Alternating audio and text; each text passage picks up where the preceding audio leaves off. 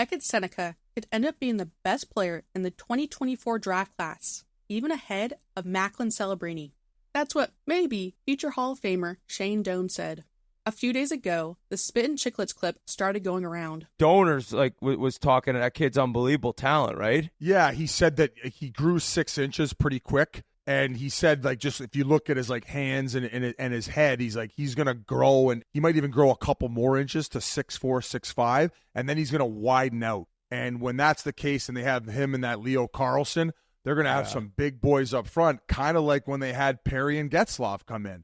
So he also said that outside of Celebrini, probably the best player in the draft in his opinion, and his high-end skill could end up paying off where he ends up being the best player in the draft that was taken. That's some high praise for the number 3 overall pick. You know, the funny thing is, my mouth was probably as wide as his at the draft too, without the bad words, of course. I had briefly heard Sennecke's name before the draft from Grant McCaig, who reported the Ducks would most likely take Yakimchuk or Sennecke at 3. And by the way, this guy also said the Ducks would take Carlson at number 2 in 2023. So us Ducks fans will have to watch out for his take next draft. But still, the consensus among draft experts was that Sennecke was out of the top 10. So picking him instead of trading down was still a major shock and a little frustration on draft day. Of course, we now know, and would later find out, that Columbus, Utah, and Montreal were all eyeing Beckett for themselves. Poor Blue Jackets getting our leftovers again, like Carlson versus Fantilli. If you didn't know, the Blue Jackets also wanted Carlson over Fantilli too. So it seems Beaker and crew cooked again. Celebrini has more intangibles right now, and probably still will be the better player overall. But Sennecke seems to have a higher ceiling if all goes well. A big part of that is his size, and that's something you can't teach. NHL GMs love size. Before he grew 4 inches over the last 2 years, he was a slippery, highly skilled player who had the hands to make defenders look silly. Now, he has the same elite skill set, but on a much bigger frame. It's about finding a way to keep that and grow into his new body.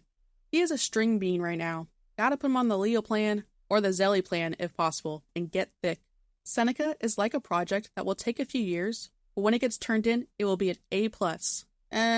Not gonna lie, that sounded better in my head. I just wanted to give a brief shout out to our new partner, Sports Spider. Guys, if you're tired of searching multiple websites for sports news, SportsSpider.com has you covered. They collect the latest articles, videos, and podcasts from around the web and organize them by your favorite teams. If you want to stay as updated as possible on our Anaheim Ducks, hit the link in the description down below and check out SportsSpider.com. It really helps out the channel. The Ducks love their duos, and now it seems we may have another one in a few years. One of Leo Carlson's comparable has been Ryan Getzlaf, and Beckett Sennecke has been Corey Perry. We got another duo working for this generation of hockey. Big, but highly skilled. Not as mean, but just as competitive, maybe even more.